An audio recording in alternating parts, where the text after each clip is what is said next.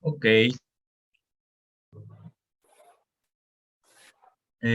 Díganme las propiedades que tiene el ozono.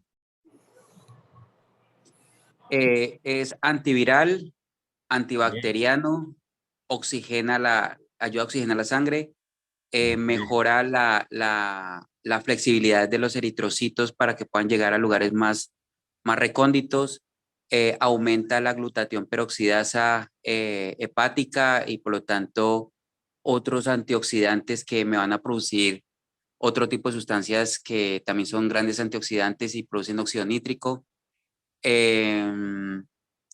Bactericida, por ejemplo, cuando se pone en bolsas o en contacto a altas dosis en el lugar de la infección, eh, que, bueno, creo que vamos allí, creo. Ahí, Yo ¿vamos creo. bien? ¿Alguien más? ¿Faltan todavía algunas? Una de También las grandes estimula propiedades que tiene el ozono es la desinflamación de todas las células. Es desinflamante, sobre todo en forma local, ¿ok? También nos ayuda a inhibir el sistema inmune o a excitarlo dependiendo de la dosificación o la concentración en la que se ponga. Excelente. ¿Qué más? También después de todo este proceso antibacterial y demás, tenemos también la multiplicación celular para regeneración. Ok. ¿Qué otra? Analgésico. Analgésico al desinflamar produce disminución del dolor, sí, desde luego. Ujú. ¿Qué más?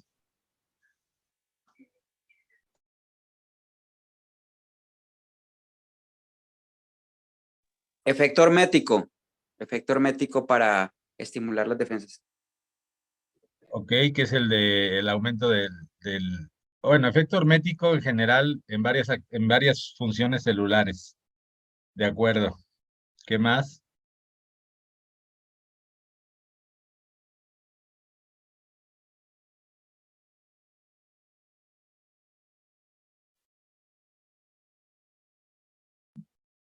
¿Es vasodilatador o no?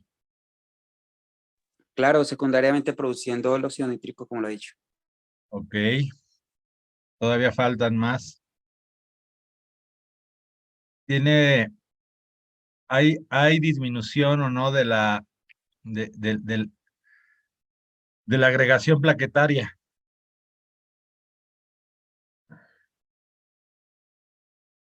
Sí, se puede ayudar como coayudante en el tratamiento de hipertensión arterial.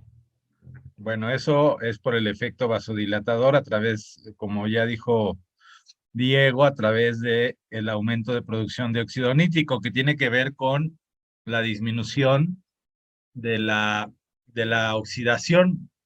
Cuando eliminas los radicales libres, ya no interrumpen tanto con la producción de óxido nítrico y a nivel endotelial se produce más óxido nítrico y, y hay vasodilatación.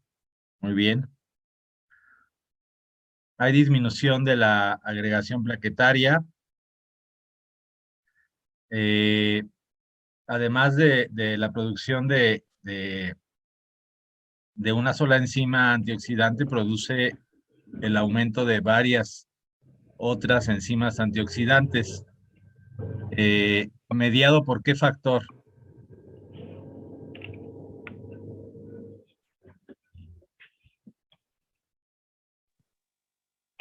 Ciclooxigenasa, no sé, lipoxigenasas.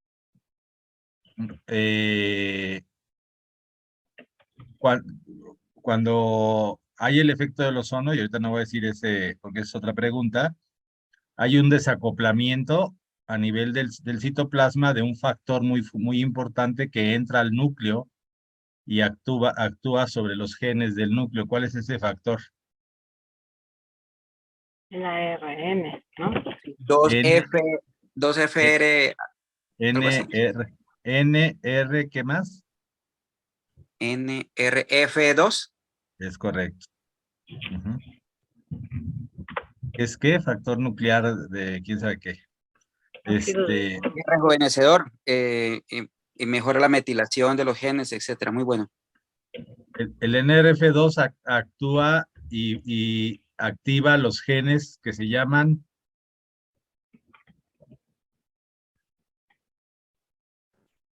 ARRE. Que no El solamente... ácido ay, se me va. Bueno, el ARN. Sí, obviamente, pero no todo. Cuando el factor NRF2 entra al núcleo, va a activar una serie de genes que les llaman genes ARRE, que activan una serie o sea, son una serie de genes que tienen que ver en parte con la producción de enzimas antioxidantes, pero no nada más eso. Estos genes, por ejemplo, aumentan la producción de proteínas que tienen que ver con la regeneración de la mitocondria, por ejemplo. Y como tal es coadyuvante en el aumento de la energía, por ese apoyo a la mitocondria. Sí, en parte, Nos pero eso ayuda también... a generar ADH más. ¿Sí? A ver, ese es el efecto metabólico del ozono, que tampoco han dicho. ¿Cuál es el efecto metabólico del ozono? ¿Qué ocurre en las vías metabólicas de la glucólisis, de la beta oxidación, del ciclo de Krebs? ¿Qué ocurre ahí?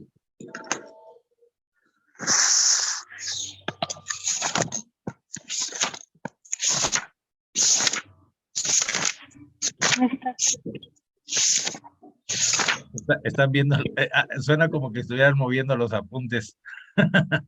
Sí, la copia. Sí. Profe, ¿me puede ser un poquitico más específicos? A ver. Ok. El ozono y sus mediadores actúan aumentando la producción de qué molécula que mejora la captación de energía a nivel de la glucólisis, de la beta oxidación y del ciclo de Krebs.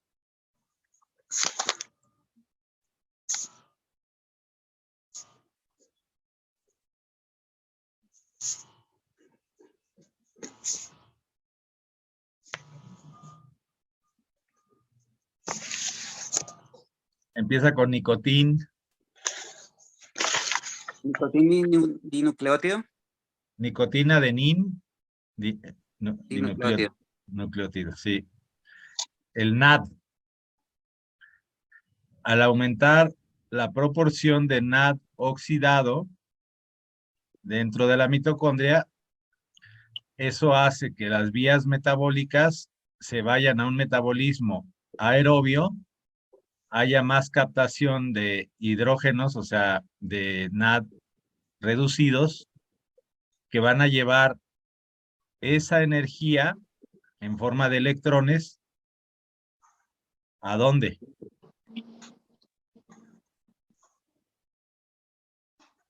¿En el eritrocito o la célula? Cualquier Hace célula. ¿A dónde? ¿Qué? No, hace que combate el estrés oxidativo. Eso es una consecuencia, pero Regula la Los sólidos oxidan el NADH, bueno, el NAD y producen NADH. exacto. Oxida el NAD, aumenta la cantidad de NAD, lo cual hace que haya más NAD oxidado y ese NAD oxidado se encarga De la glutatión. de captar, el NAD tiene la función de quitarle hidrógenos a las moléculas del alimento, ¿verdad? Y también de reducir y oxidar el glutatión. Ok. Es el que le entrega. Pero estamos hablando del efecto metabólico, metabolismo, vías metabólicas. Al haber más NAD, el NAD capta hidrógenos, que a su vez son electrones, en las diferentes etapas de la glucólisis, de la beta oxidación y del ciclo de Krebs, convirtiéndose en NAD reducido, en NADH, como bien lo decía una compañera ahorita. Una vez que esto ocurrió, mi pregunta es, ¿qué hace el NADH, el NAD reducido? ¿A dónde lleva esa energía? A la mitocondria. No, está en la mitocondria. Todo está ocurriendo en la mitocondria. A una serie de enzimas que se llaman... Como te decía, el glutatión es la glutatión es transferasa, aunque No. es el glutatión reducido y el... Estás en otro rollo. Ah, bueno. ¿Cómo se llama esta serie de enzimas que captan la energía que se trajo del ciclo de Krebs, de todas estas vías? Y es una serie de enzimas que les llamamos citocromos. ¿Cómo se llama? El Se ROR, llama cadena respiratoria o cadena de electrones. así, horror.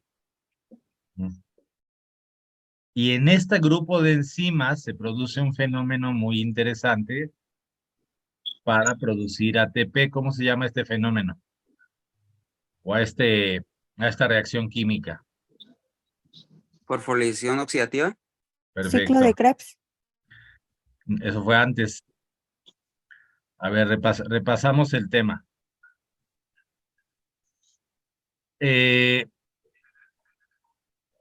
Los metabolitos del ozono, como bien dijo alguien, oxidan al NAD y producen un aumento de NAD oxidado, o sea, NAD solito. Cuando esta proporción aumenta, el metabolismo anaerobio se va a aerobio y aumenta la capacidad de este NAD de ir captando en estas vías metabólicas, como la glucólisis, como la beta oxidación de los lípidos y como el ciclo de Krebs, va a ir captando hidrógenos en las diferentes etapas y se va a convertir de NAD oxidado en NAD reducido, o sea, en NADH. ¿Se entiende hasta ahí? Ok. Sí. Tenemos mucho NADH ahí. Ese NADH va y libera estos hidrógenos, que también son electrones porque tienen una carga eléctrica, a una serie de enzimas que le llamamos cadena respiratoria o cadena de electrones, que esta energía que el NADH liberó hace que funcionen estas enzimas. Y al funcionar, se produce el fenómeno de fosforilación oxidativa, que es el cambio de ADP en ATP. Y aumenta la producción del ATP. ¿Hasta qué porcentaje de producción de ATP se aumenta con una autohemoterapia mayor?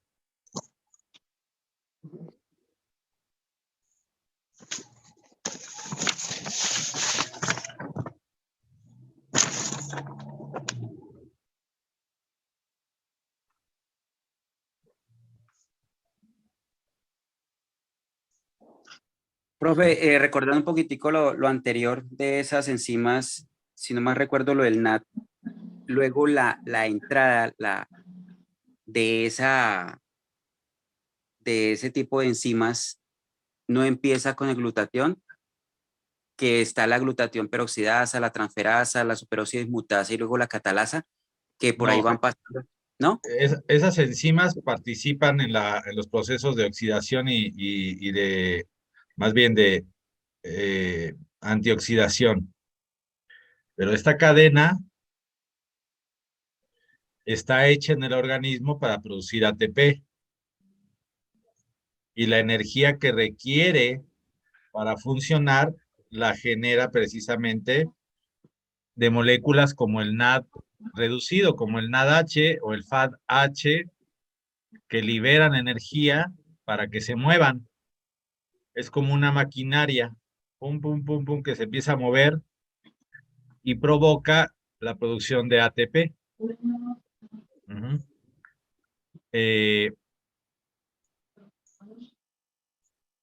Y ese fenómeno le llamamos fosforilación oxidativa. Ok.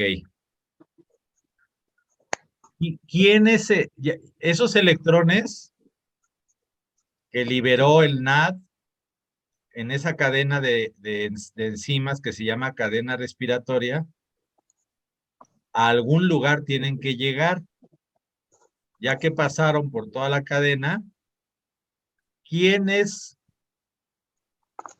el elemento que capta a esos electrones en forma de hidrógeno al final de la cadena?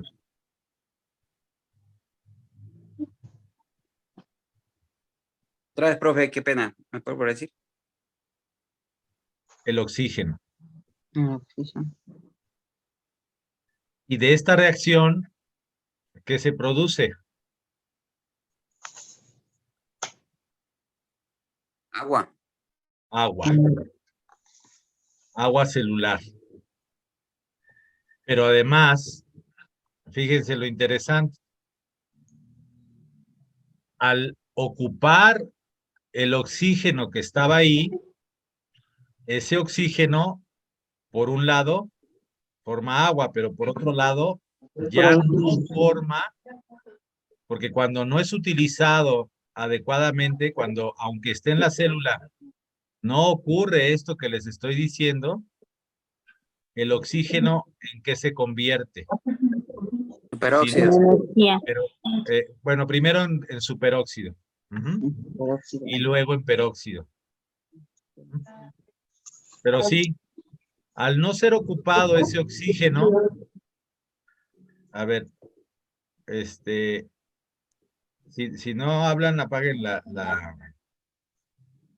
¿cómo se llama? El sonido, por favor. El, el oxígeno, cuando no es utilizado completamente en estas vías metabólicas, se convierte en un radical libre. Primero superóxidos, después peróxido de hidrógeno y así. Entonces, cuando ocurre este fenómeno, matas dos pájaros de un tiro. Primero, ocupas adecuadamente el oxígeno y lo conviertes en agua, pero por otro lado, ese oxígeno ya no se convierte en un radical libre.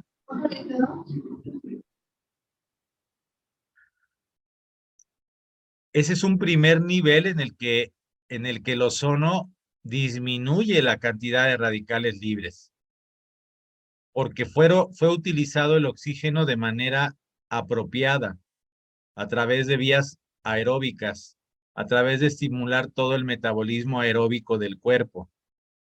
Y ese oxígeno se convirtió en agua. Y entonces de entrada ya eliminamos un porcentaje de la formación de radicales libres. Pero sí, como bien dijeron, también hay un aumento de producción de enzimas antioxidantes, como la superóxido dismutasa, la catalasa, la glutatión peroxidasa, la hemoxigenasa 1, y así toda la familia de enzimas antioxidantes. Entonces, por una segunda vía, el ozono produce un efecto antioxidante también. No solo por la adecuada utilización del oxígeno, sino por el aumento de producción de enzimas antioxidantes. Bueno, esa fue la pregunta 1, déjenme ver las dos. ¿Quién descubrió el ozono?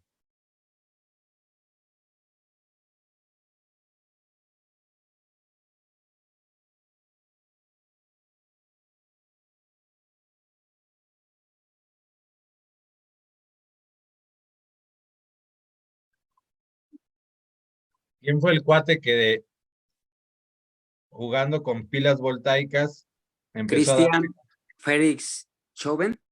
Ok, perfecto. De Suiza, Pues en no la sé, Universidad pero de me Basilea. suena, no tengo idea de dónde chingados era, pero suena como europeo. También el médico neerlandés Martin van Marum en 1781. Ah, muy interesante. A ver, platícanos de eso. Bueno, el que descubrió por primera vez el ozono como tal, la existencia del ozono, fue el médico neerlandés Martinus van Marum, e hizo una síntesis con un químico alemán en 1840. Ahí se comenzó a hacer como el uso médico del ozono. Ah, caray, esa cita no me la conozco, pero la de John Bain sí.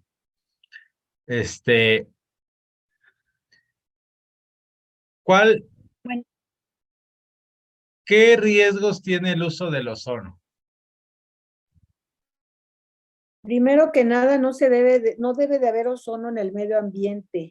Debemos de tener mucho cuidado con eso y tampoco se puede poner directo en venas.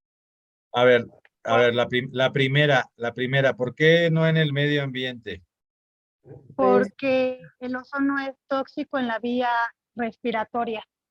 Perfecto, muy bien. ¿Y por qué no en la avena?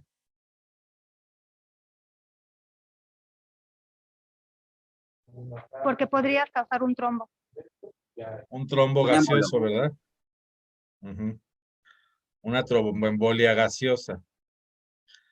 Y, a ver, anatómicamente, si tú metes en la avena ozono y se forma un trombo gaseoso, ¿en qué órgano para? Pulmones. En el corazón, pulmones o cerebro, dependiendo de si se va la respiración mayor o menor. Es Circulación. en el pulmón. Es en el pulmón porque acuérdate que todo el sistema venoso va a ir al corazón derecho y de ahí al pulmón y de ahí ya no pasa. Ujú. Y es que es el pulmón el encargado de eliminar los trombos y émbolos del cuerpo. A Sí, menos porque que es el se... encargado de la circulación menor, de recoger los desechos y limpiar los vasos de toda la capilares menores. venosa, de toda la Ujú. venosa, o sea, toda la Sí, circulación todos los desechos del cuerpo. venosa llega al corazón derecho y del corazón derecho al pulmón. Entonces un émbolo gaseoso siempre toparía en el pulmón. Y las Lo enzimas sé. están en el pulmón, las que van a desintegrar eso. Ahora, porque los émbolos sanguíneos también se generan en el corazón izquierdo y esos sí son los que llegan a topar en el cerebro, ¿verdad? Pero eso es otra cosa muy diferente. Un émbolo gaseoso que entra por la vena siempre va a ir a topar en el pulmón y ese es el riesgo. Entonces le podemos llamar tromboembolia gaseosa pulmonar. Es muy diferente hablar de una embolia de un coágulo. Una embolia de un coágulo se puede generar en el sistema venoso y topar en el pulmón, pero también se puede generar del lado izquierdo del corazón y ir a topar en el cerebro, pero eso no sucede con el ozono. Ujú. Cuando lo metemos por la vena. Para los que son médicos, ¿qué patología, por ejemplo, genera trombos en el corazón o émbolos en el corazón izquierdo?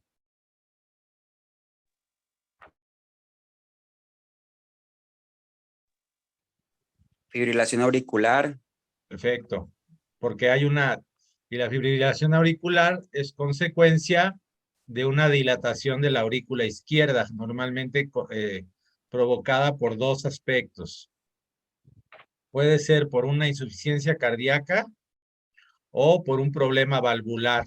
¿Estás de acuerdo? En donde Sí, el problema valvular aumenta el tamaño de la aurícula izquierda, o en la insuficiencia cardíaca debido a hipertensión, por ejemplo, también aumenta el tamaño de la aurícula izquierda y haya precisamente una fibrilación, una especie de una corriente sanguínea, Turbulencia. una turbulencia que genera émbolos a nivel de la aurícula izquierda. Y esos émbolos sí se van a ir por el ventrículo izquierdo, la aorta, y probablemente lleguen al corazón, al cerebro, ¿no?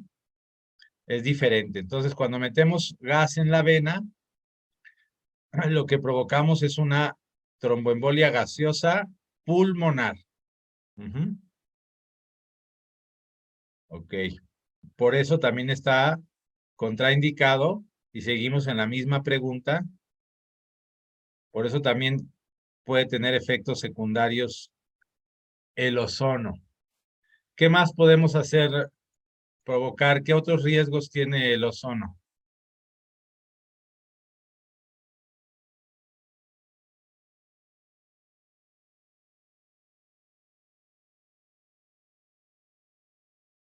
Pues normalmente son todo lo irritativo, ¿no? Que el lagrimeo, que la irritación, que la tos, la rinitis, dolor de cabeza, náuseas.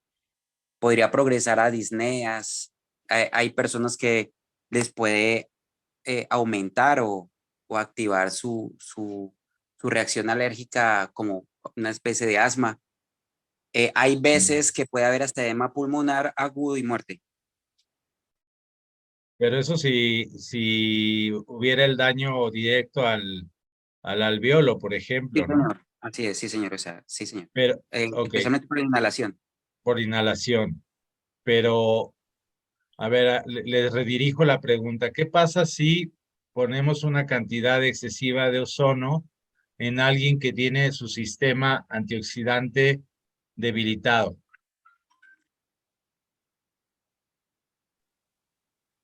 Causaríamos puede- una hiperoxidación que sería Perfecto, contraproducente.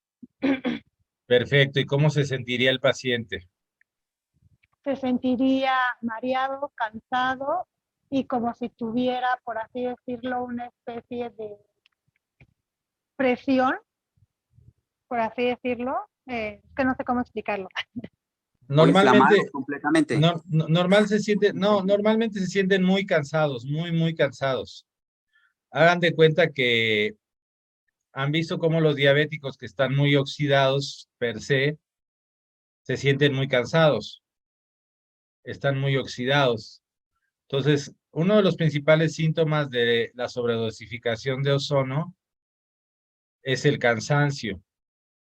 Sí podría ocurrir muchas cosas muy graves, pero con un aparato de ozono industrial, ¿verdad? Ahí sí oxidaríamos y hasta dañaríamos a las células. Y ahí me surge otra pregunta. ¿Cuál es la concentración del ozono por vía sanguínea que ya destruye las células, como los eritrocitos? Mayor a 60 microgramos por litro, ¿no? De oxígeno. No, te faltó un poquito.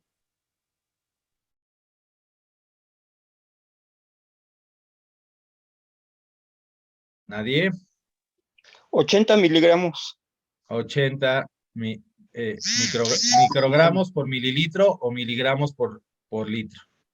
Ajá. No, es Es lo miligramos mismo. por mililitro. Ajá.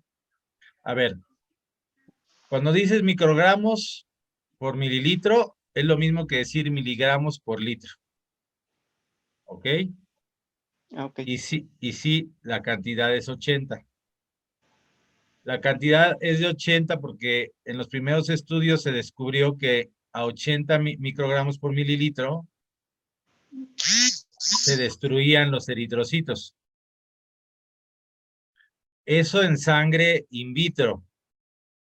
Por eso siempre les he dicho que una cosa es la sangre in vitro y otra cosa es el organismo. Pero bueno, tenemos un tope, de acuerdo a los estudios, que dice que si tú le pusieras a una persona en sangre 80 microgramos por mililitro, le destruirías los eritrocitos y otras células.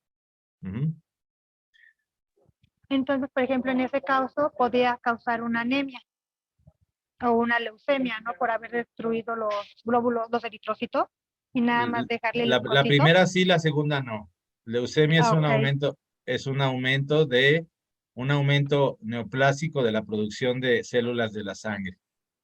Pero la Bueno, primera perfecto. sí, pero es muy grave porque sería una ruptura de muchos eritrocitos que puede causar esa anemia y una baja del oxígeno en el paciente, ¿verdad? Además del daño ¿Podría de, generar hipoxia? claro, y además del daño a otras células. Ese es el ejemplo nada más de los eritrocitos. Ujú. Pues a esas concentraciones podría dañar otro tipo de células. Ahora, siempre les digo a esto como un tope ideológico. ¿Por qué? Porque estos estudios se hicieron en gente que no había recibido ozono previamente. Y ahí viene otra pregunta. ¿Existiría la posibilidad de que una persona que tiene muy fortalecido su sistema antioxidante, de probablemente recibir esa concentración de ozono y no tener este efecto? Tal vez, pero Es muy probable. comenzaríamos con una dosis baja y lo iríamos subiendo de manera progresiva dependiendo de la evolución del paciente. Ok, exactamente. No hay un artículo que haya demostrado que un paciente que ya recibió 2 o 3 series de ozono pueda resistir más de 80, pero hipotéticamente pudiera ser, porque su capacidad antioxidante está fortalecida. Ujú. Pero bueno, tenemos el tope de 80 microgramos por mililitro por vía sanguínea mayor, la automoterapia mayor, lo cual no sucede con la menor, porque con la menor, autores como Bocci consideran que se puede llegar hasta 100 microgramos, porque no le importa que se rompan los eritrocitos a nivel de la jeringa. Ajá. Y porque tiene un efecto mayor inhibitorio sobre el sistema inmune. Esa es la idea. Pero bueno, tenemos en general y en la Declaración de Madrid y en general en la literatura que por vía intravenosa o por vía mayor, automoterapia mayor, no superamos de los 80 microgramos por mililitro. Ujú. Y sí, la pregunta era, ¿qué pasa si ponemos mucha concentración en alguien que no está preparado? Lo vamos a oxidar de más. Ujú. ¿Ok? Por eso es que empezamos siempre con concentraciones bajas y más en enfermos crónico-degenerativos, en donde partimos del supuesto de que están en estrés oxidativo. Y ahí surge una nueva pregunta. ¿A qué le llamamos estrés oxidativo? Al desequilibrio que hay entre los oxidantes y los antioxidantes en el cuerpo. Perfecto. Cuando tu capacidad antioxidante es superada por la cantidad de agentes oxidantes que hay en el cuerpo. Ese desequilibrio le llamamos estrés oxidativo. Ujú. En pocas palabras, cuando no solamente termina la respiración celular con agua, sino ya empieza a tener algunos electrones allí que no son, digamos, bien apareados. Entonces se vuelven antioxidantes. Ahí empieza. Y también hay oxidantes que no solo se generan en el cuerpo, sino hay oxidantes que traemos del medio ambiente también. Por ejemplo, el humo del cigarro trae agentes oxidantes y hay los estados inflamatorios producen aumento de radicales libres en el cuerpo. Hay diferentes vías, ¿verdad? Por las cuales aumenta la cantidad de oxidantes. Los estados inflamatorios subagudos de todas las enfermedades crónico-degenerativas generan o están a la par del estrés oxidativo. Casi son directamente proporcional el estrés oxidativo al estado inflamatorio. Entonces, por eso es que las nuevas teorías de las enfermedades crónico-degenerativas hablan de que los pacientes tienen estrés oxidativo, pero a la vez también tienen un estado inflamatorio, podemos llamarle de bajo rango, ¿no? Y eso se observa porque hay sustancias de la inflamación elevadas, aunque no tenga una inflamación localizada en algún órgano o en algún lugar, hay un estado inflamatorio generalizado. Por ejemplo, no solamente en estados como el que vimos la semana pasada del síndrome metabólico, la hipertensión o la diabetes, muchas enfermedades crónico-degenerativas se caracterizan por estrés oxidativo y estado inflamatorio general.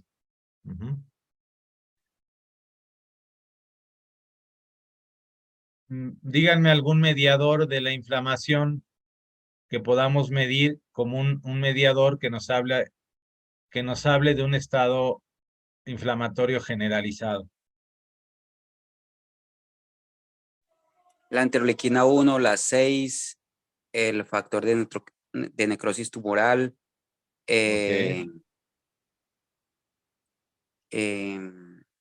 Una más, perfecto, totalmente de acuerdo. Una más simple, que se mide muy en general y está elevada.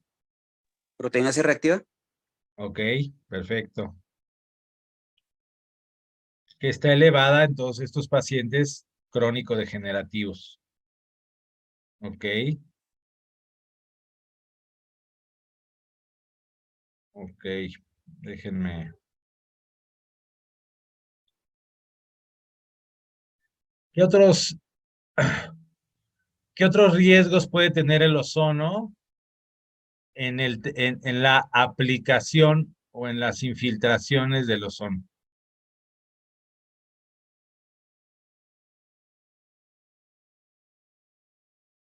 Bueno, sobre la alergia, no produce alergia, ¿eh? El ozono no produce estados alérgicos. Ajá. Su molécula es tan pequeña que no puede ser un antígeno. Pero bueno, en las aplicaciones, ahora sí que con aguja, qué efectos adversos pudiéramos tener con el ozono?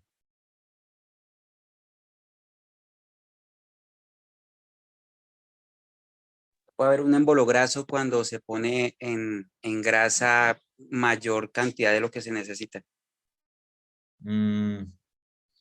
No se ha registrado algo por el estilo, pero ¿qué pudieras lesionar?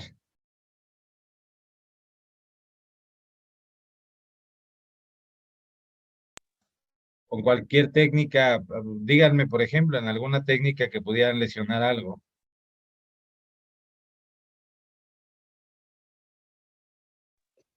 En una hemoterapia mayor, si no tenemos la heparina, que se coagule la sangre. Bueno, que se coagule la sangre lo que produciría es que se taparía el catéter y ya no la podrías regresar, entonces desperdiciarías toda esa sangre. ¿Ok? Pero ¿qué pasa si no aplicas bien el ozono en una articulación? ¿Podrías lesionar alguna estructura articular? Sí, podrías lesionar, por ejemplo, la cápsula sinovial Ok. si la aplicas mal, o podrías incluso lesionar si la aplicas lateralmente, por ejemplo, en la rodilla, los meniscos o los ligamentos. Ok. Me parece bien. O sea, las aplicaciones del ozono mal hechas pueden lesionar estructuras. Entonces hay que hacer correctas aplicaciones. Ahora en el congreso que va a haber esta semana, voy a grabar toda, como va a ser pura práctica, Voy a grabar todas las aplicaciones que voy a hacer ahí para después pasárselas.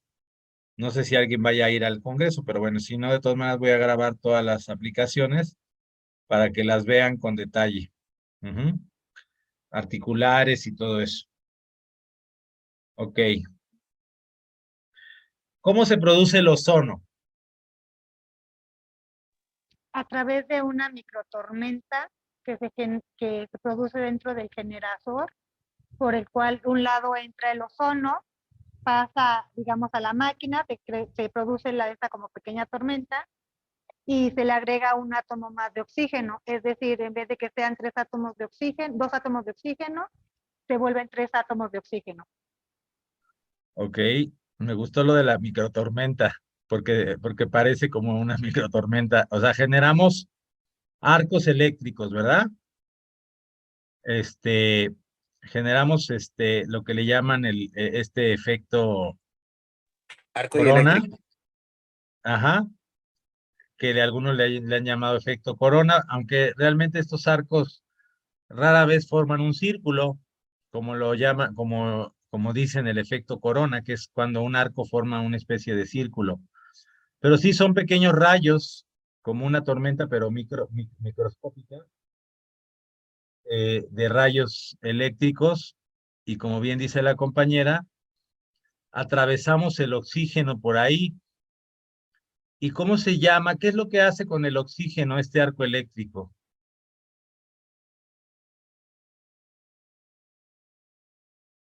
¿Por qué se forman moléculas de 3 átomos? Porque primero, ¿qué ocurrió al pasar el oxígeno por el arco eléctrico?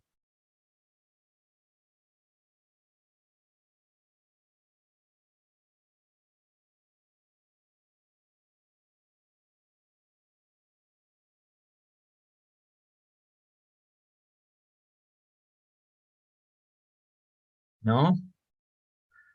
Al pasar el oxígeno por el arco eléctrico, se rompe el enlace oxígeno-oxígeno.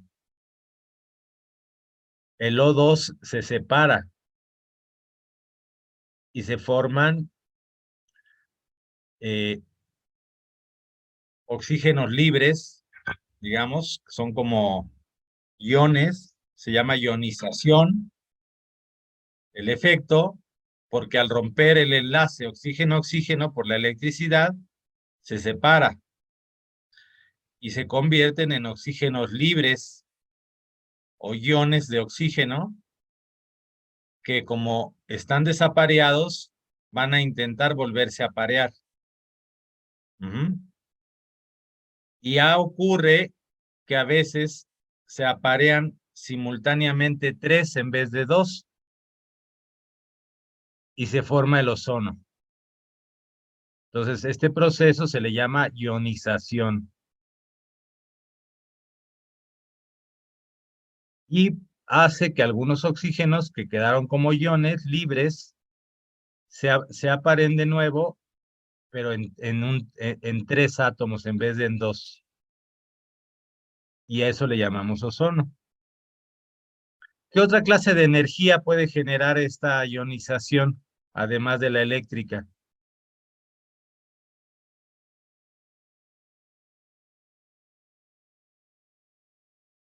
Que de hecho ocurre en la naturaleza. Lumínica. Ok, perfecto. ¿Qué tipo de, qué margen? En la escala Rayos de ultravioleta. electromagnetismo. De los rayos ultravioleta. Exacto, UV, perfecto. Profe, ¿esa UV es tipo A o B? Que existen hay 3 tipos de ultravioleta. Ese sería A, B y hay La otro. verdad no me lo sé por nombre, pero más o menos son de 280, creo, nanómetros o algo así.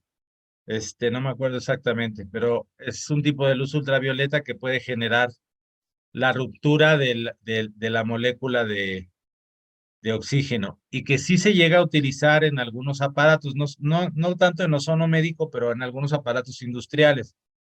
El único problema de las lámparas UV, que como cualquier lámpara, va perdiendo fuerza y entonces se van desgastando los focos, digamos. Pero sí es un mecanismo que todavía se utilice para formación de ozono. Aunque en los aparatos de médicos normalmente utilizamos la electricidad. Ujú. Ahora,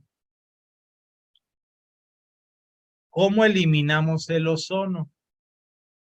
Ahí lo producimos. En los aparatos tenemos algo que elimina el ozono. Le llamamos destructor. ¿Quién sabe qué contiene el destructor?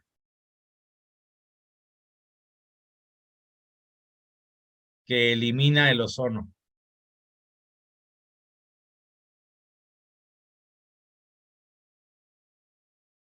Usa algo muy simple, se llama carbón activado. Carbón. Ay, me lo ganó. Ajá. Es carbón activado. Carbón de pecera. También nos ¿Y sirve aquí? para las intoxicaciones. ¿Para las qué? Intoxicaciones. Ah, sí, claro. El carbón activado es muy bueno para muchas cosas. Y aquí lo que hace es que cuando se pone en contacto el ozono con el carbón, produce CO2. Inmediatamente es eliminado el ozono. Entonces, cuando se descubrió que el ozono dañaba las vías aéreas y todo eso, se creó un mecanismo de eliminación del ozono rápido en los aparatos para que no se estuviera liberando.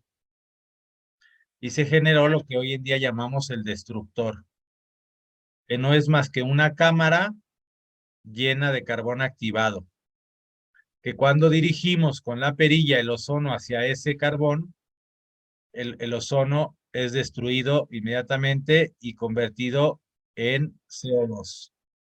Ujú. ¿Ok? Bueno. Mm. Ah, ¿qué pasa si en vez de usar ozono médico, o sea, ozono al 100%, agarramos el aire del medio ambiente para generar ozono? Puedes intoxicar al paciente porque el aire del ambiente tiene radicales libres, cosa que el oxígeno puro no tiene. ¿Qué más tiene el medio ambiente? ¿El aire de qué está compuesto principalmente? ¿De qué elemento? Nitrógeno. Oxígeno, Ok. nitrógeno, dióxido. Entonces puedes generar algunos óxidos de nitrógeno que son dañinos para la salud. ¿Qué más hay en el aire? Metales pesados. Azufre. Sí, metales pesados. Oxígeno al 21%. ¿Hay ¿Qué más? excremento volando? Sí, en Todo. micropartículas. Mucho excremento de perros. Ok. Entonces, si tú generas el ozono del medio ambiente, pues vas a meter todo eso en el paciente, ¿estás de acuerdo? Ujú. Por eso nosotros usamos oxígeno puro, pero también porque el porcentaje de oxígeno del medio ambiente es muy bajo para poder controlar exactamente la concentración del ozono.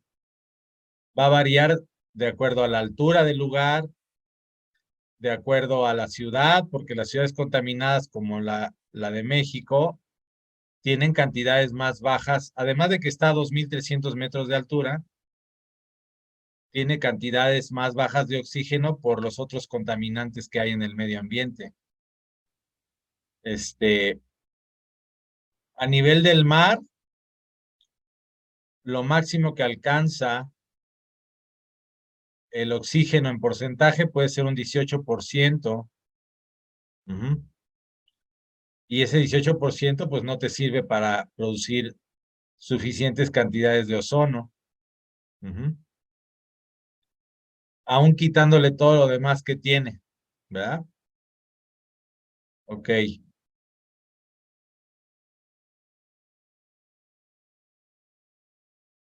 Los aparatos generadores de oxígeno, los purificadores de oxígeno, ¿alcanzan el 100% que alcanza un tanque? No, señor, a máximo hasta el 80%. Así es. No digo que no sea buena la idea, pero no es perfecta, ¿verdad? O sea, normalmente generamos el ozono médico de un tanque de oxígeno. Ujú. ¿Ok? Ok. Eh, ¿qué, qué sustancias en el cuerpo, cuando tú metes ozono, neutralizan al ozono antes de que llegue a su lugar principal? Ahorita hablamos de su lugar principal. Creo que Vitamina es, C. ¿eh? La Vitaminas, vitamina C, ok, ¿qué más? agentes antioxidantes, ¿Cómo cuáles? no sé, por ejemplo, el vino tinto que tiene parte de antioxidante, la vitamina C sería la principal. Bueno, esas entran del exterior del cuerpo, pero ¿qué mecanismos interiores del cuerpo tenemos para neutralizar a los agentes oxidantes? Las inmunoglobulinas. No, El una, sistema sí, claro, todas enzimas antioxidantes y todo eso, pero hay moléculas muy importantes en el cuerpo y súper comunes que tienen capacidad antioxidante, por ejemplo, la albúmina, el ácido úrico, y una que mencionas mucho, Diego, que se genera en el cuerpo, un agente antioxidante que se llama Glutatión. glutatión, ¿ya? Es decir, todos los agentes antioxidantes, cuando entra el ozono, destruyen parte del ozono y solo un porcentaje llega a donde queremos que llegue. Y ahí viene la siguiente pregunta. ¿Cuál es el blanco, el target, el blanco del ozono en el cuerpo humano? ¿A dónde queremos que llegue? ¿A qué molécula, a qué tipo de moléculas queremos que llegue?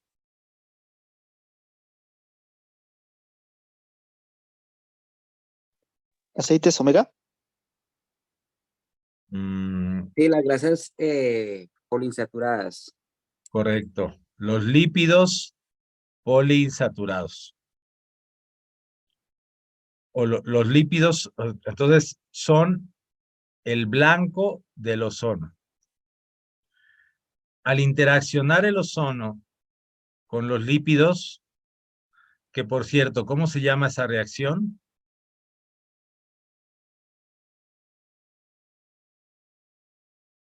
Ya está descrita en la literatura y ya se las puse una vez.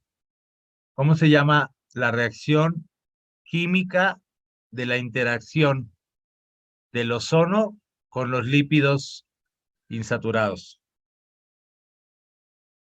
¿Esa es la que se hace con la lipoxigenasa 2? Lipoxigenasa. No, aún en una caja de Petri la podrías hacer.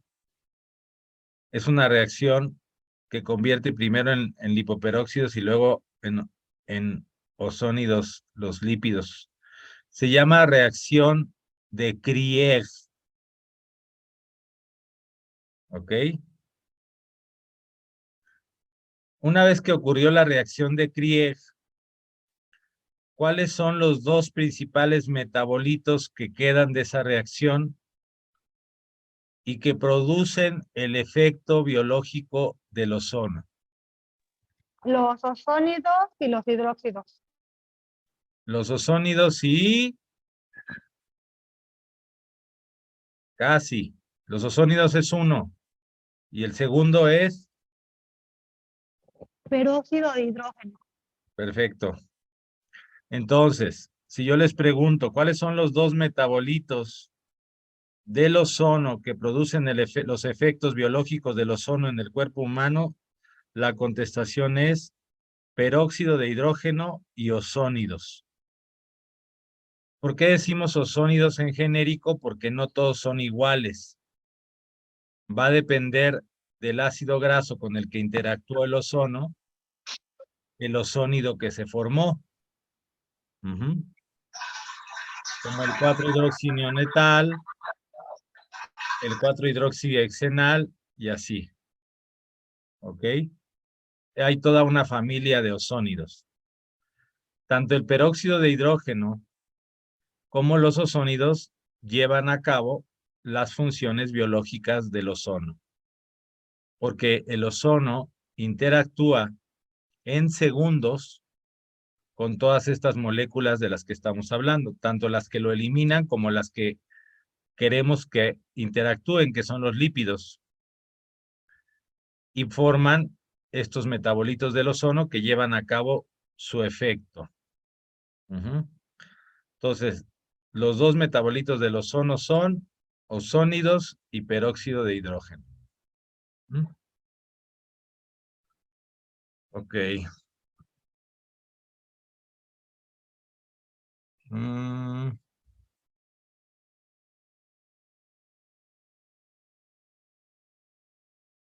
Aquí ya está. Ok. ¿Qué produce el ozono a nivel de los eritrocitos?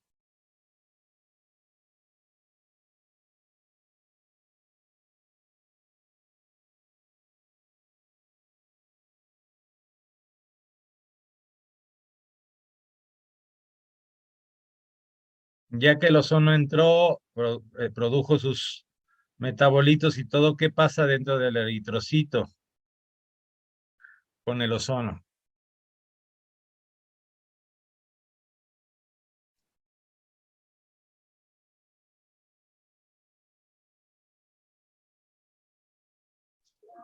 Aumenta la capilaridad. No, la capilaridad es de los vasos sanguíneos, del eritrocito, digo yo. Los vuelve supereritrocitos, los vuelve más flexibles y permite que entren más fácil pues a todos lados, a todos los tejidos. Ok, y eso es un efecto, y bueno, para empezar aumenta el 2,3-difosfoglicerato y empieza a producir una serie de reacciones bioquímicas ahí, que efectivamente hacen que la membrana del eritrocito sea más flexible. A esto le llamamos efecto reológico del ozono. Pero ¿qué produce también en el eritrocito? ¿Qué pasa con la hemoglobina dentro del eritrocito?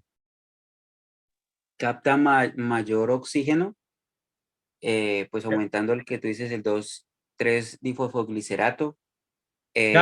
¿Capta o libera, Diego?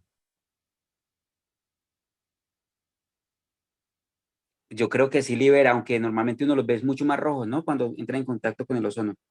Ah, sí, pero es que le estás metiendo oxígeno y todo eso, pero lo que hace es mover la curva de disociación de la hemoglobina a la derecha, y eso implica liberación de oxígeno. Es decir, hay un cambio en la forma de la hemoglobina que le hace más proclive a liberar. Y claro que la llenaste de oxígeno porque le metiste, y ahí viene otra pregunta, ¿qué porcentaje del oxígeno y el ozono hay en una mezcla oxígeno-ozono producida por un aparato?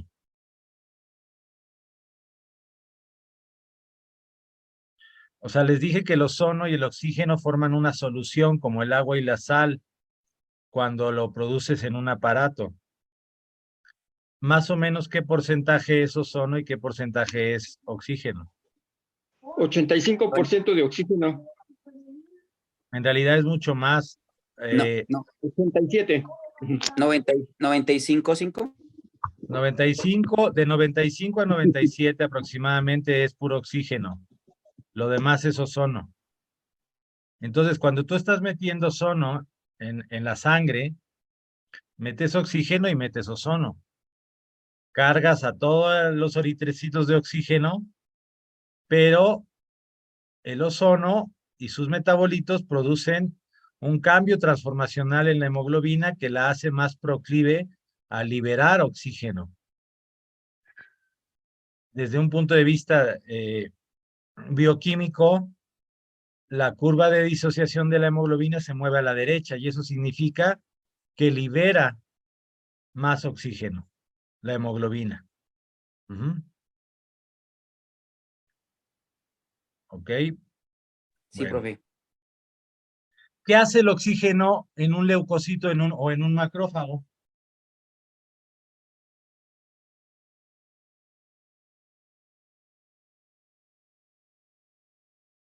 Pues En un sabemos de fa- que el peróxido de hidrógeno es la herramienta básica de ellos para poder destruir la capa de las bacterias, pero no sé si entendí la pregunta.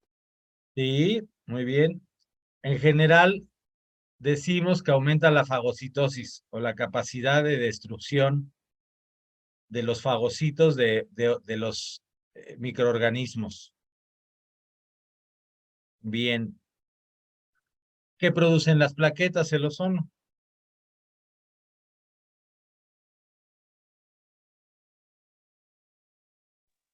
Antiagregante plaquetario por antioxidación. Bueno, esa es una. ¿Y qué otra cosa hace que qué otra cosa producen las plaquetas? Aumento de producción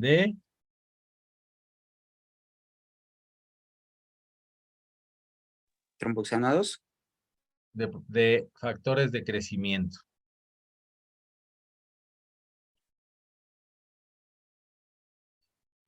Yo tengo Las- una duda. Adelante. La quería hacer el otro día, pero mi señal no me funcionaba. Cuando estábamos hablando justamente de la sangre y todo eso, por ejemplo, ¿cómo se le pondría un tratamiento a alguien que tiene glóbulos falciformes e hipoglucemia? Bueno, eh, ¿te refieres a la enfermedad de eritrocitos falciformes y todo? Falciforme, ajá. ¿Cómo se le pondría a ese paciente por ejemplo, una hemoterapia? ¿O en qué le ayudaría una hemoterapia a nivel de sus eritrocitos? Bueno, a nivel de sus glóbulos. Es una enfermedad genética que hace que los eritrocitos adquieran esta forma y el ozono que yo sepa, no modifica la forma del eritrocito. Y no he visto ningún artículo si aumente o mejore la oxigenación. El problema de estos pacientes es que estos eritrocitos tienden más a destruirse y a generar coágulos y este tipo de cosas. La verdad, no conozco ningún artículo que haya trabajado este efecto. Ujú. Y en el Sería caso de que tenga también hipoglobulemia, hipoglobulemia, o sea, anemia. no, más bien mucha sangre. O sea, que su cuerpo produce mucha sangre. A este paciente, de hecho, Produce eritrocitos. le comenté Hablas de ajá, hiperglobulemia. ándele, hiperglobulemia. Ok. Eh, la producción aumentada de eritrocitos normalmente se debe a falta de oxigenación en la sangre. Por ejemplo, un paciente con enfermedad pulmonar crónica, una persona que vive en la montaña muy alto y hay poco oxígeno, responde su cuerpo aumentando la cantidad de eritrocitos. Entonces, si tú aumentas el oxígeno en sangre, muy probablemente va a bajar esta cantidad de eritrocitos eventualmente. ¿Me expliqué? Sí, muchas gracias. Ujú. Obviamente, un enfermo pulmonar crónico, un EPOC o algo así, tendrías que estarle poniendo muy seguido el tema para mantener los eritrocitos bajos.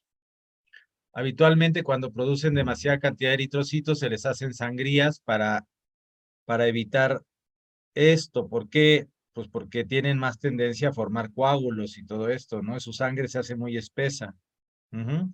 Sí, justo eso le recomendaron al paciente, hacerse sangrías. Eh, pero el ozono podría ser una solución a estos pacientes porque tienen poca oxigenación.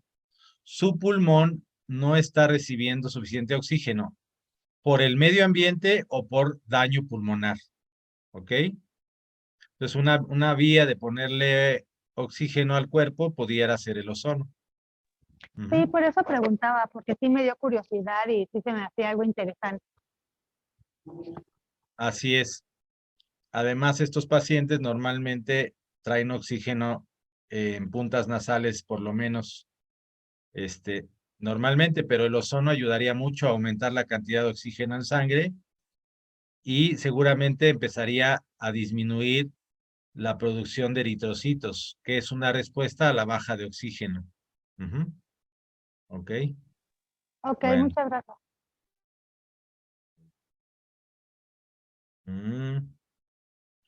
Estábamos en las plaquetas, ¿verdad? Entonces las plaquetas aumentan la producción de factores de crecimiento. ¿A qué concentraciones del ozono provocamos este efecto de aumento de producción de factores de crecimiento a nivel plaquetario y en general a nivel celular, en el endotelio y todo? ¿A qué concentraciones del ozono?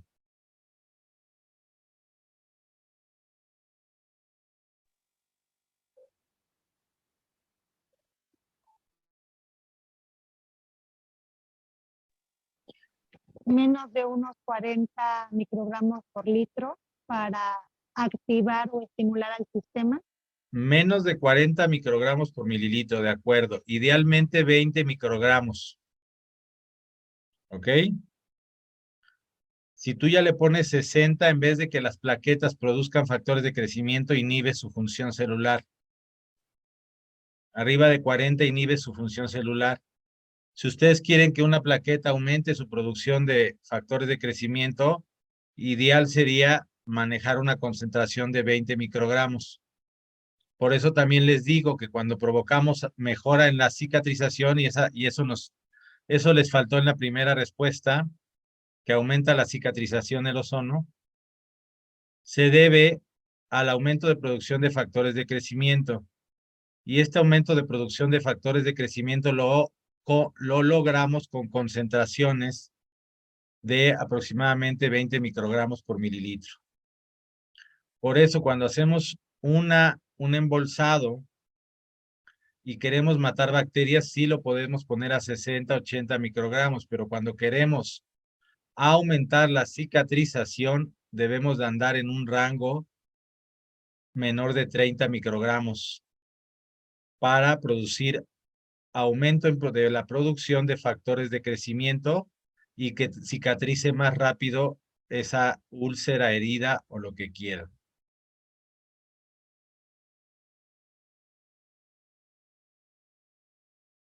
Ok.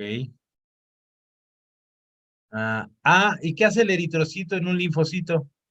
Digo, perdón, el ozono en un linfocito.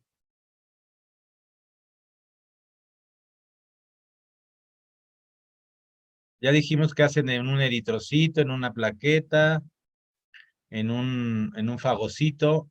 ¿Qué hacen los linfocitos el ozono?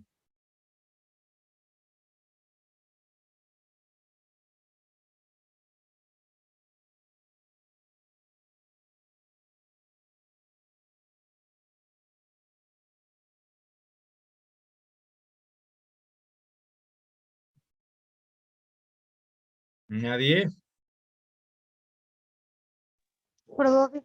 Aumenta su producción de antígenos. Casi. Aumenta su producción de citoquinas, interleucinas. ¿A todos les queda claro que es una interleucina o una citoquina? ¿Quién describe qué es una citoquina? ¿Es Pues es mediante una, la cual atacan los linfocitos T? Y las Mm, interleucinas son En básicamente parte, porque también, como bien dice la compañera, los linfocitos B producen inmunoglobulinas, pero en parte ataca. Pero ¿qué son las citoquinas? ¿Quién son las puede? mediadoras, estimuladoras del sistema inmunológico. Sí, ellas hacen que se puedan hacer llamados, son como el mensajero, podríamos llamarlo así. Sí, de hecho, se les llamó interleucinas en el origen porque se dijo que eran las hormonas mediante las cuales se comunicaban las células del sistema inmune. Después se descubrió que células no inmunes las producían, inclusive las neuronas, el endotelio, otras grasa. células, y se les llamó a partir de ese día citoquinas. Ahora ya no utilizamos el término interleucina, sino citoquina, aunque a algunas ya se les quedó su nombre, como la interleucina 1, la 2, la interleucina 6, la interleucina 8, la 10, la 12, pero algunas las llamamos diferente, como el factor de necrosis tumoral, como el interferón. Los mismos factores de crecimiento son interleucinas, o perdón, citoquinas. Ajá. Y la gama cada vez aumenta, ¿no? Entonces sí, son proteínas normalmente, porque son grandotas, que activan la respuesta inmunológica o la inhiben. Entonces, Según la... Ajá, adelante, Diego. Sí, profe, disculpe la interrupción. Según la dosis, ¿no? Porque hay unas que pueden activarla y después, antes inhibirla si sigue aumentando. Eso se llama como... Es una autorregulación, pero no me acuerdo el nombre. Tiene un nombre específico. Mecanismos de retroalimentación negativa. Todo en el Exacto. cuerpo, casi todas las reacciones en el cuerpo tienen mecanismos de control, porque si no se van al exceso. La inflamación tiene mecanismos de control.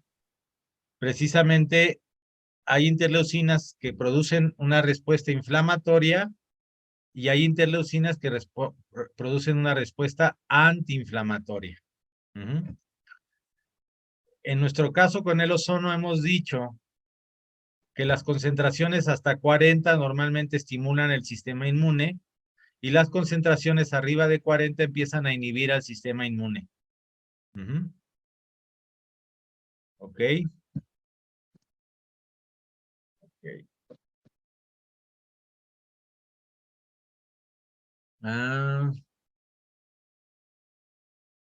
Ok. Híjole, todavía nos faltan varias. Describan 8 formas de administración del ozono. Autohemoterapia mayor, autohemoterapia menor, intraarticular, local, en puntos gatillo, Rectal. vaginal, por Embolsa. insuflación, por embolsado y lavado.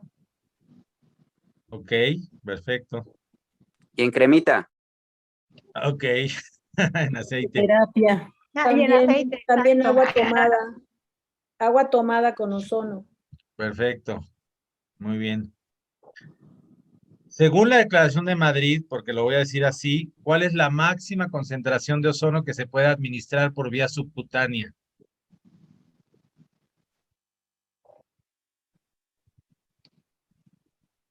¿Cómo, profe? Disculpe la pregunta. ¿Cuál es la máxima concentración? Y digo, según la Declaración de Madrid, que puede administrarse por vía local, subcutánea, intraarticular o intramuscular o lo que quieras.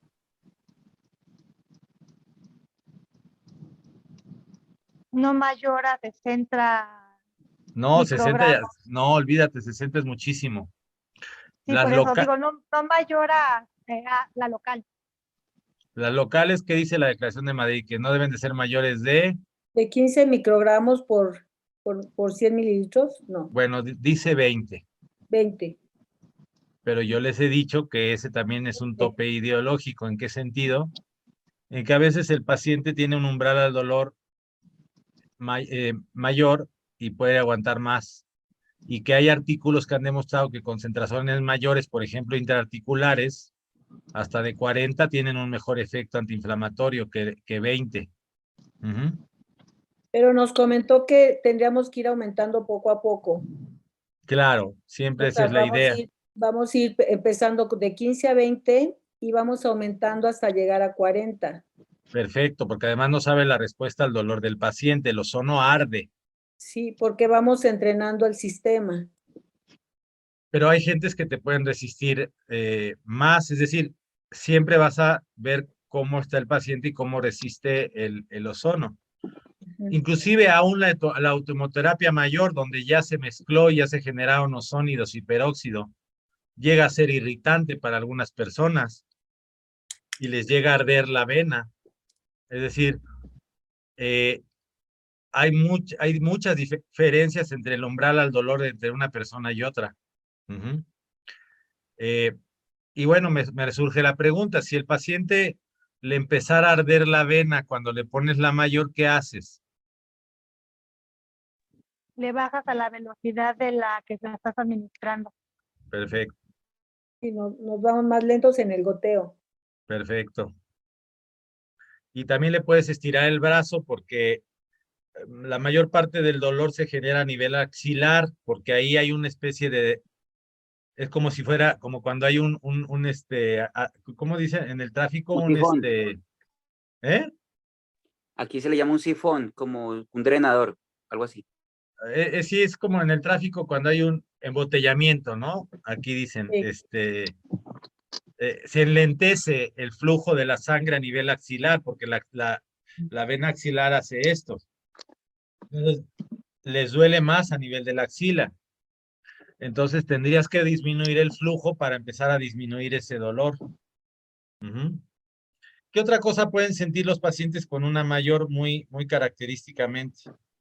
Que Hormigueo se en le los labios. adormezca la lengua. Ah, bueno, Ok, perfecto, ya, perfecto. ¿Qué es lo que está ocasionando ese adormecimiento de la boca o de los dedos? el anticoagulante. Perfecto, 10. Ujú. Ok. Luego, mm, em, ok. Ahora, faltan dos preguntas. Díganme más o menos un tratamiento de 20 sesiones de un paciente crónico degenerativo en cuanto a concentración, o sea, el que ustedes quieran, pero quiero ver si, ¿quién me quiere decir un esquema de tratamiento de 20 sesiones, tanto en volumen de sangre como en concentración de ozono? Este, ¿Cómo irían? ¿De dónde empiezan y cómo van aumentando?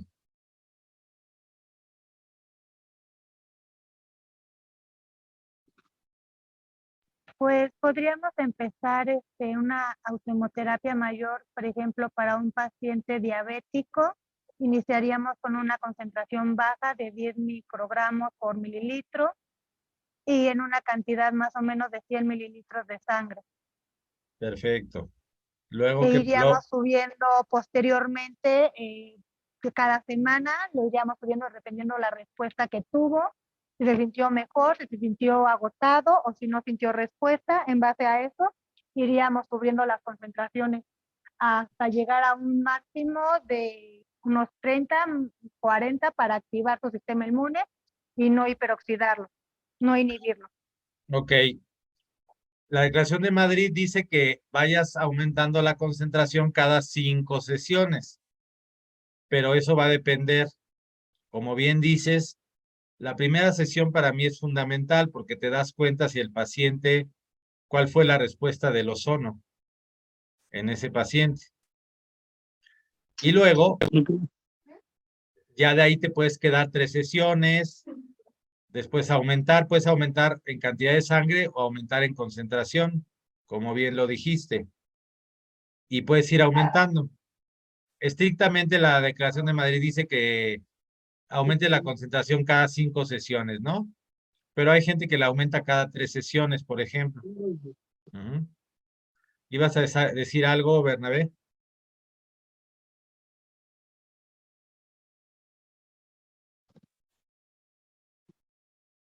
¿Alguien iba a decir algo por acá?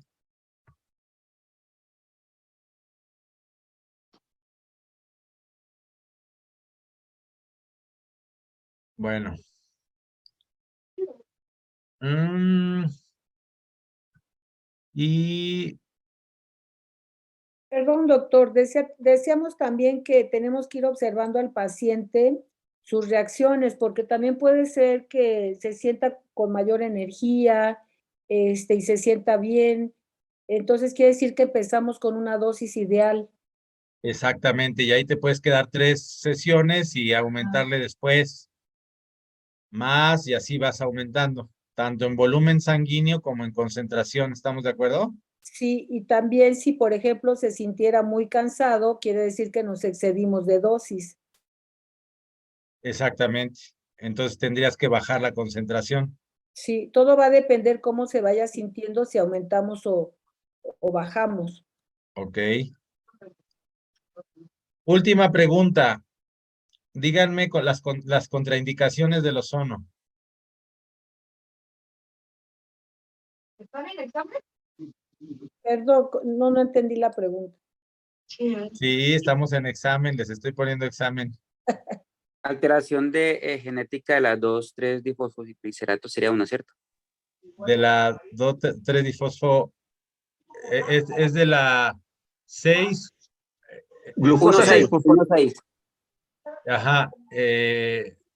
La primera de la glucólisis. Esta Sí, 1,6. glucosa 6, glucosa 6, Fosfato de deshidrogenasa.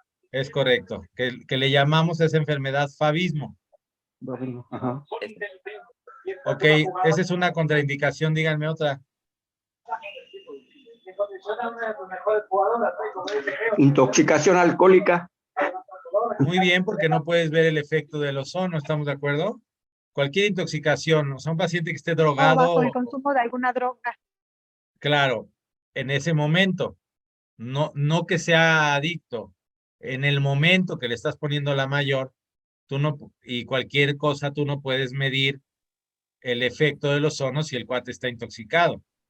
Y por ejemplo, si el paciente viniera con la presión arterial alta, ¿de todas maneras se le aplicaría? Perfecto, esa es una contraindicación.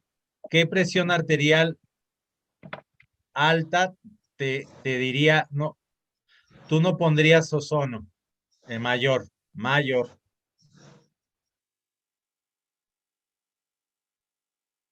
¿Qué sería para ti muy alta? Que tenga más de 140-90. No, 140-90 está normal, o en los límites de la normalidad. Está Bueno, alta. Una crisis hipertensiva, o sea, podríamos estar hablando de 220, 110, 120. Ajá, que estuviera en una hipertensión severa, digamos, entre unos 110 o una cosa así de diastólica. Pero si el paciente tiene 100 o 95, se puede poner bien, sin problema. ¿Qué más? ¿Qué otra contraindicación? El hipotiroidismo no controlado, la trombocitopenia, Perfecto. las enfermedades cardiovasculares inestables, severas, los estados convulsivos. Ok. De pronto también en las pacientes en embarazo, pues hay que tener mucho cuidado con eso. No, sobre todo, no ponerla en el primer trimestre nada más. Ujú. Porque eso es una discusión todavía teórica, nadie ha demostrado que sea teratogénico. Lo demostraron a nivel de in vitro, directamente el ozono en células, lo cual es una estupidez, como discutía Bocci con el que hizo ese artículo, porque Bocci decía que eso no corresponde a una reacción in vivo. Pero bueno, en general se sigue considerando que en el primer trimestre no se utilice, ¿no? ¿El cáncer puede ser contraindicación? No, al contrario, indicación del ozono. Ujú. Cualquier tipo de cáncer en cualquier estadio es mi duda. Sí, obviamente no picamos el tumor con la aguja. Hablo de vías sistémicas, Ah, ok. ¿ok? Sí, gracias. Sí, el hipertiroidismo no controlado, todo lo que dijo. También un diabético que esté muy inestable sería contraindicación del ozono. Por ejemplo, para ustedes, ¿qué es una glucosa ya que debe de ir al hospital? Arriba de 350, ¿no? Más o menos 400, Sí, así ya 400. es. Ajá, Normalmente se ves con la clínica, ¿no? La persona se siente, o sea, empieza a hablar raro. No, normalmente hay que pletórica. hacer la determinación de glucosa porque hay pacientes que increíblemente pueden tener más de 350, yo he visto, y no sienten nada. sí, Y más o otros que menos. tienen 200 y ya se están muriendo. Tienes que hacer el examen. Sí, pero yo con alguien con 200 sí le pongo ozono. Pero sí, efectivamente, lo que decías, 400 sería algo como que de alarma, ¿no? Sí, Este, claro. ese paciente hay que bajarle el azúcar a como de lugar. Ujú. Sí, Ok, primero que nada. muy bien. Bueno, ¿qué calificación se ponen? Uy. ¿De 1 a cuánto, profe? De 1 a 10.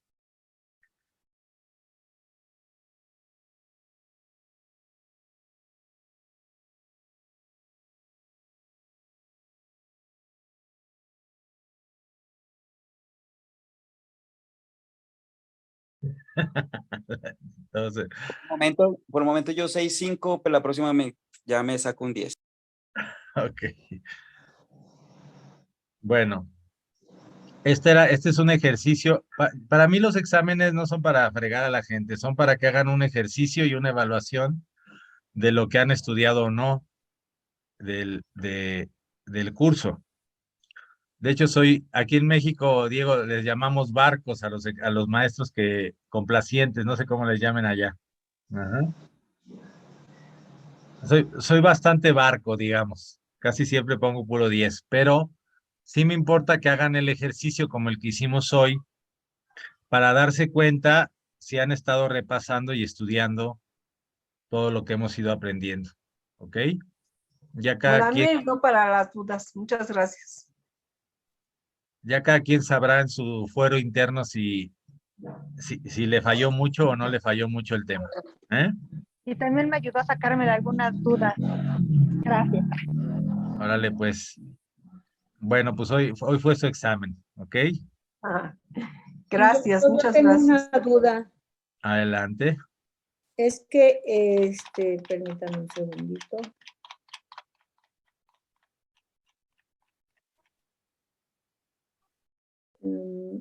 En una clase que nos dio nos decía que en las contraindicaciones importantísimas era no aplicarlo por vías respiratorias, que ya lo vimos, y no por vía intravenosa.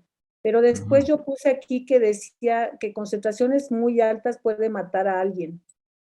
Sí, con aparatos de ozono, sobre todo industriales, que a veces los quieren adaptar para ozono médico y alcanzan concentraciones muy altas. Por ejemplo, un aparato utilizado para, haz de cuenta, desinfectar un agua, Ujú. puta, trae concentraciones arriba de 200. O sea, Ok. me refiero a aparatos industriales que utilizan los municipios para limpiar el agua o cosas de este estilo. ¿Me explico? Ah, ok, ok.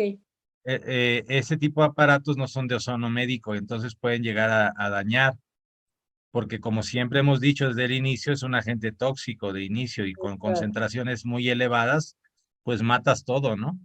Ah, ok. Ujú. Ok, gracias, doctor.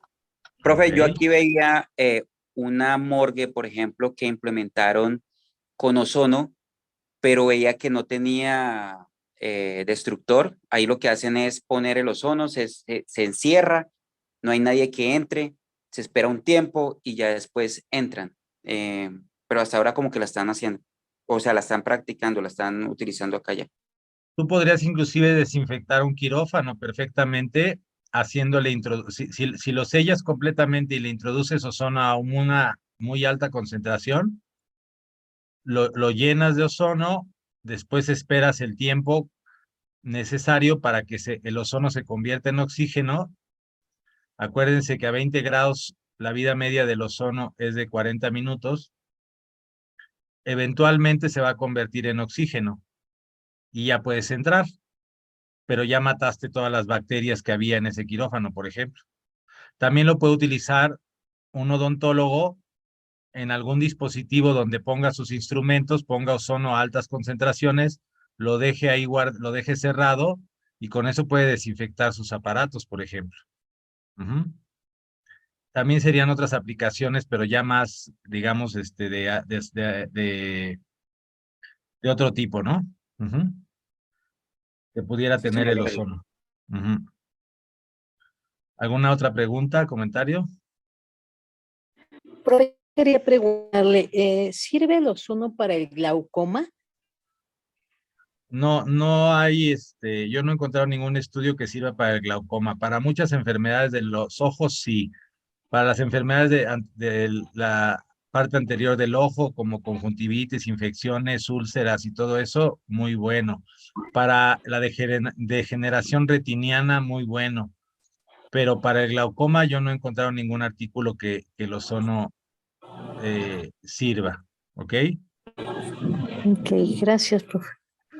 Doctor, otra pregunta. ¿Para miomas y quistes sirve? Para miomas. En mi opinión, el mioma se va generando también de una falta de circulación a nivel uterino. Entonces, en ese sentido, muy probablemente sirva. La mayor parte de las plantas medicinales que sirven para disminuir los miomas, y eso nos los enseña mucho la medicina china, como el xuanxiong, la angélica tangui, todo esto son vasodilatadores y sí disminuyen los miomas. ¿De qué te está hablando esto? De que los miomas tienen mucho que ver con lo que hemos estado discutiendo de lugares en el cuerpo en donde hay una disminución de la irrigación sanguínea. Entonces la respuesta es sí. ¿Ok? Gracias. ¿Alguna otra pregunta? Doctor, en los ojos, perdón, ¿es a través de la hemoterapia mayor, la aplicación? ¿O cómo? No.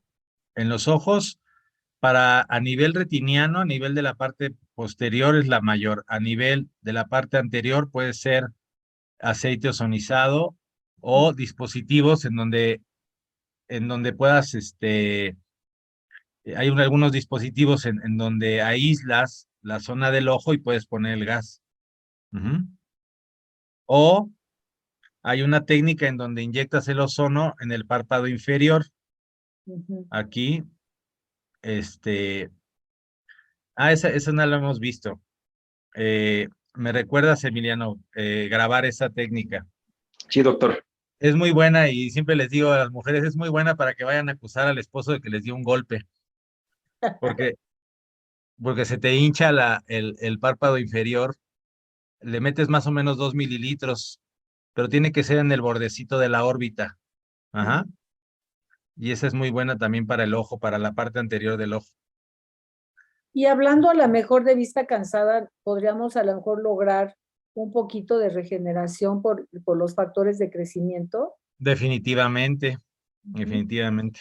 Ujú. Muy bien, gracias. Acuérdate que el ozono es antienvejecimiento también. ¿Algo más?